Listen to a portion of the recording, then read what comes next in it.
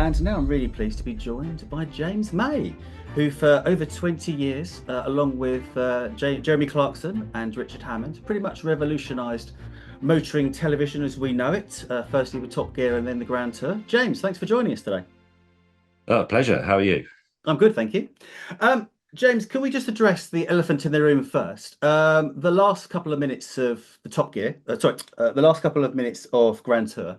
Jeremy Clarkson did this sort of slight diatribe about one of the reasons why Grand Tour was coming to an end was the fact that he detested, loathed, despised electric cars, describing them as white goods like microwave ovens and tumble dryers.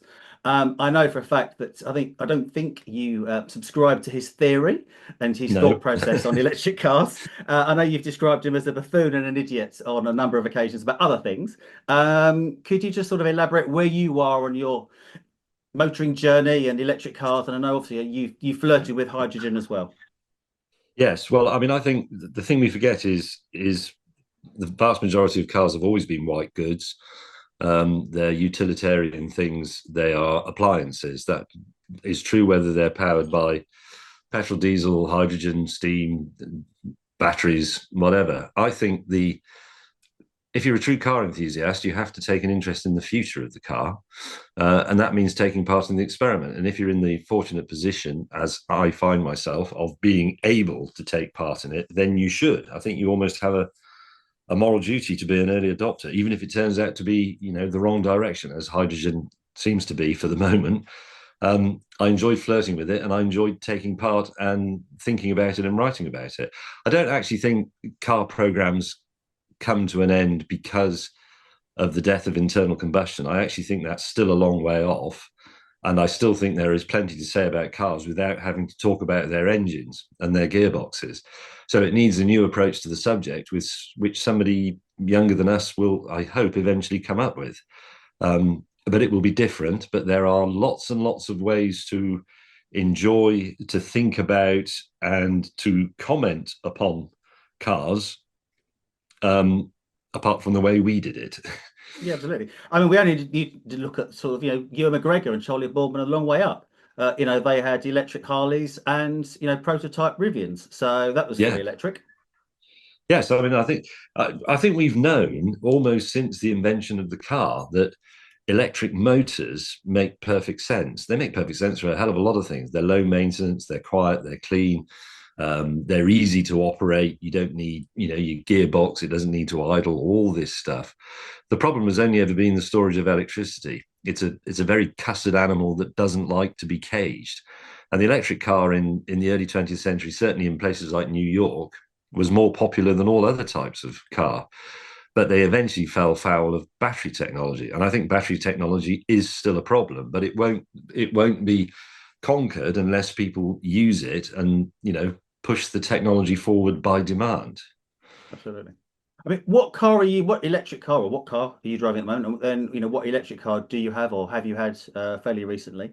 Uh, I've currently got a Tesla Model 3 Highland, but before that I had a Model S, and I've also had a couple of BMW i3s, and I've had the two Toyota Mirai hydrogen cars. So my first electric car, which was an i3 RX, with the original small battery, I bought that in 2014. So I'm now a 10-year veteran of electric motoring. But I should also come clean, they're not my only cars.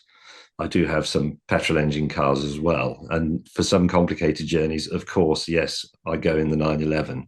But my regular driver is the Tesla. yeah. Um, what's your opinion on sort of re-engineered cars? I know you've driven, I think the RBW sort of MG that's Yes. been reimagined with an electric engine and stuff like that. Do you think, Richard Hammond and the smallest cog should start, the sideline like many are taking the taking the internal combustion engines out of 40, 50-year-old cars and swapping them over, or leave those where Well, they are, put sustainable fuels in those and go an alternative route for new cars? funnily enough, I saw him yesterday because he was helping me test the gins, and I'm saying helping in inverted commas, obviously. But we were talking about this very thing because he's got a bee in his bonnet about synthetic fuels, effectively carbon neutral mined and cracked hydrogen and carbon from the atmosphere. And I looked into this years ago when I made a science program for the BBC. There is something in it. I struggle to see how it's going to be scaled up to anything beyond the boutique fuel. But it is great news if you're into classic cars, because it means you can continue to have your Jaguar E-Type engine with its glorious straight six howl, blah, blah, blah, without feeling guilty about it. But my honest view about electrifying classics is buy a new electric car, because modern cars are better anyway. Classic cars are a hobby. I have quite a few reservations about them. And I don't really buy into the idea that, oh, if you electrify an MGB, you're ruining it and you're destroying our heritage. They're very common. They're not rare artifacts. They're just old white goods. I can see why people would get upset if you did it to I don't know, a Ferrari 250 GTO or an original Dion Bouton or something like that, because they belong in museums and they're the artifacts of history. But it doesn't trouble me that people are doing it, but I don't want to do it. I don't want an electric classic car. I want an electric modern one. Fair enough. And also, as a 911 driver, I suppose you're potentially going to embrace the Porsche sustainable fuel because they're adamant that you're never going to see an electric motor near a 911. Yes, well, yes, Porsche have been doing a lot of work and investing a lot of money in the sustainable synthetic fuels. I'm not even sure we should call them synthetic, because they're not synthetic, are they? It's not like making fuel out of coal dust. They are they're what are they doing? They're reassembling fuel from the hydrocarbon elements required. I mean, it's all very exciting. I hope they can do it. And yes, I do like the 911. I like mechanical things. I find internal combustion fascinating, but we should acknowledge that we love it for its flaws. That's what gives it character. It's mechanical character, but it comes from actually mechanical inadequacy. The fact that it has to idle, that the torque delivery is uneven. You have all this cussed reciprocating motion turning to rotary motion, back to reciprocating motion. At the end of it, you just get a rotating shaft. That's all it's for. And that is a job done very easily by an electric motor. So electric motors make sense. But yes, internal combustion is a glorious and fascinating thing. And I enjoy the vibrations from my 911 and my Ferrari. But day to day, electric driving where possible is polite, it's quiet, it's easy, it's low maintenance. It's just correct, really. There's no denying it. We're speaking only hours after it would appear. He hasn't hit the 270 number yet, but Trump will go back to being President Trump as the 47th President of the United States.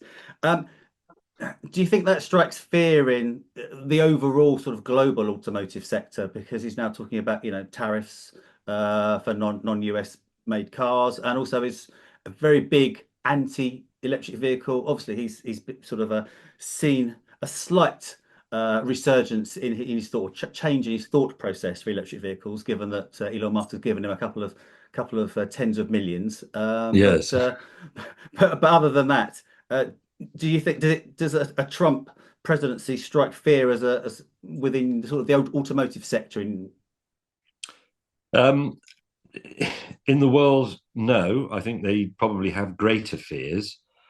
Looking at what's happened to VW recently and so on, and I think the change of attitude towards cars, and perhaps in some places, well, in Europe, the possible declining use of them, that's more of a worry.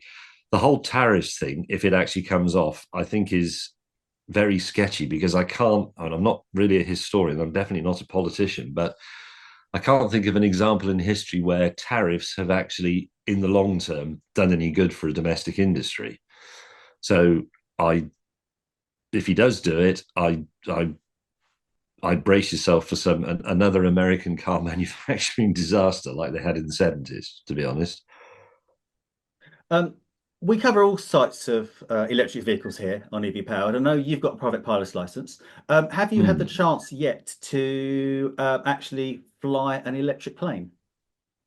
Well, weirdly, I was going to do that yesterday, but we were fogged off, and we thought we might do it today, but looking out of the window, we're still fogged off, which is annoying, because I was very much looking forward to it. I sat in it. It's the little the Pip install one, which is Well, it's not a microlight, but it's almost an ultralight. It only weighs, I think, 450 kilograms. Now, And I'm actually going to have the I mean, the ability for the idea of channel. electric.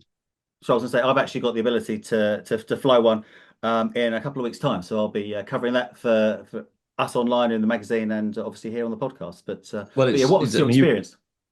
yeah. Well, my experience only went as far as sitting with it Oh yes. and turning the propeller over and fiddling with it. But I mean, it is appealing in very many ways because there are. I mean, electric motors are fabulously dependable, which is very welcome in something like a single engine light aircraft. But the controls are very different because you've really just got, well, what you would call the throttle, but it's not really the throttle. It's a little lever that you push, and there's no mags to check. There's none of those power up requirements. There's no mixture control. There's no carb heat, obviously. And the weird thing is, if you taxi to the end of the runway and you're holding, you throttle back and it doesn't idle. Obviously, it's an electric motor; it just stops.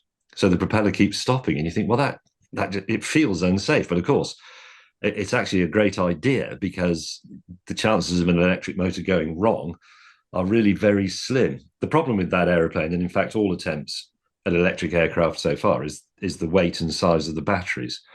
So it only has an endurance of, well, it's actually less than an hour because you have to keep a safe reserve of charge in your battery.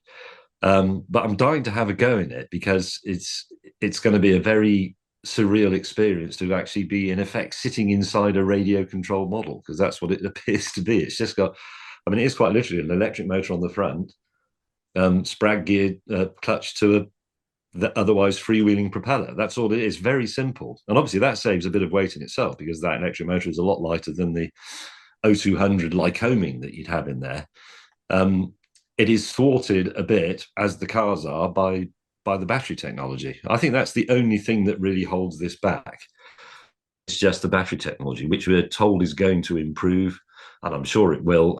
And had very much development on it compared with the work that's been done on reciprocating piston engines. So I hope I live long enough to see what happens, to be honest, because I'd love an electric car that had a moderate range. It could be 150 miles, and therefore a small, cheaper, lighter battery, but that could be recharged in under 5 minutes. I think that's when it will really work.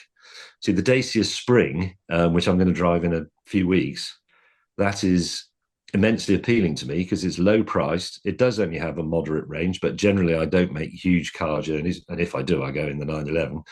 And if you could just make the Dacia Spring charge quickly, job done. The perfect car, probably. Where do you actually see electric vehicles sort of evolving? You've said you've had one for of various incarnations for a decade now. Do you see, you know, battery technology actually going a bit crazy and actually having the ability to drive 1,000 miles and stuff like that, which is absolutely not needed, or No, sensibility to take over and the smaller, lighter batteries actually go back to doing 200 miles or something? I think it's actually smaller batteries. The reason that we have cars, see, this is where electric cars have become slightly wrong-footed. I think the reason we crave cars with a huge range is because we have charging anxiety. It's not really range anxiety. It's the thought of having to sit around for anything between half an hour and a day, which you need for my Tesla if you just plug it into a regular main socket. So we end up with these cars with enormous batteries, which are very heavy and very expensive and use a lot of resources. And then you end up with the phenomenon of electric cars that are incredibly fast, because it's quite easy to make an electric car fast.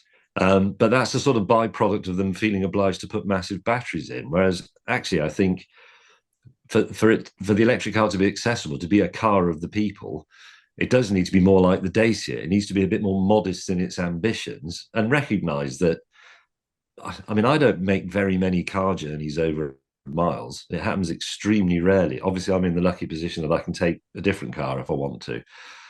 But I think for most people, a car with a modest range and, more importantly, a modest price is what will drive it forward. And then the next thing that will drive it will be an improvement in battery technology that means they don't have to fear stopping for a long time. And I know the argument that a lot of the electric car lobby put forward, which is that, oh, once I've driven 150 or 200 miles, I need a break anyway, so I might as well have a cheeseburger while my car recharges. But they always assume that their hunger, the exhaustion of the battery, and a suitable charging point occur at the same time and place, and they generally don't. Mm. So if you're doing long journeys in electric cars, you sort of end up navigating between fast chargers, basically, and it's a bit burdensome, and it requires forward planning, which people don't really like, and that's not really what they think cars are about. They represent a thing that you can, that goes door to door, that you use of your own volition when you want to and for as long as you want to. And anything that interferes with that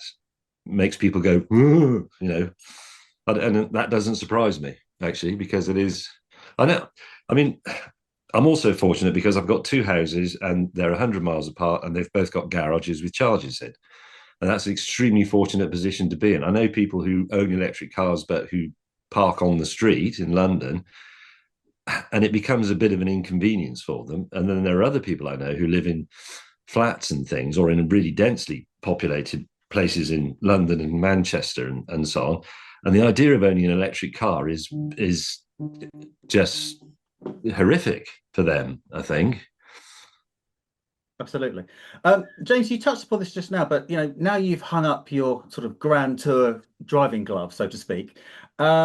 You've hit the bottle, and you're now responsible for producing your own very imaginatively named James's Gin. Yeah, well, it's James Gin. Actually, there isn't even an apostrophe. No, I haven't actually hit the. I haven't resorted to drink because I'm not doing Grand Tour anymore. I've been making the gin for some years. It started off as a bit of a hobby. It doesn't mix with driving, obviously. I'm obliged to say that. It started off as a bit of a hobby. To be honest, post-lockdown, when we were looking for something to do, so we made a YouTube video about making our own gin with a local distiller that I met. But then we tried putting it on sale. We only made 1,000 litres, and it all sold out within a few days. So we kept going, and it's still going. And we've got 4 flavours, and we're working on another one. And we're quite successful in places like California. It's another business that makes no money, like everything else I'm involved in. But it's a sort of it's an elaborate hobby, if you like. But it's yes, it keeps me occupied. Now I'm not driving halfway across Africa in an old Triumph. I'm assuming that a certain farm shop on the Cotswolds will also be stocking. It won't just be California. No, well, I don't. I've never approached Jeremy about stocking it because he's put his name to a gin. I don't think he actually invented the flavour. I did invent the flavours of ours. Well, I mean, with a great deal of help from the distiller Hugh. So I haven't approached Jeremy about him stocking my gin, but I don't serve his beer in my pub either. So I think we've agreed to maintain a respectful distance on these things. But you're not banned from his pub, unlike the current Prime Minister. No, I think apparently I am banned from his pub. Oh, okay, sorry. But I have said before, it's a bit like being banned from the golf club. I wasn't going to go anyway, so it's it's a bit immaterial. I mean, look, we've both owned pubs, but they're about 85 miles apart. We're not competing for customers, and I'm not going to go that far for a pint, especially when I can walk to my own pub. And I'm assuming he doesn't have charging points outside his either. He doesn't have charging points. I'm assuming he doesn't have destination chargers outside his pub. I haven't checked, but I'm pretty sure he doesn't. We are thinking of putting one in at mine. The one thing we're short of in my pub, sort of ironically, is car parking space. The car park isn't big enough, and there's nowhere to expand it because we don't own any of the surrounding land, and we can't expand it into our garden because that would spoil it. So that we do have space for one destination, possibly 2 destination chargers, and we're looking at putting those in. Excellent. I think on that note, James, thank you for your time today and your insights into your car heritage. And good luck with the gin and other ventures post Grand Tour. Thank you very much. Pleasure to speak to you. You can find more episodes of the Everything EV podcast on Spotify, Apple Music, or wherever you get your podcasts. Thanks for tuning in, and we'll see you next time.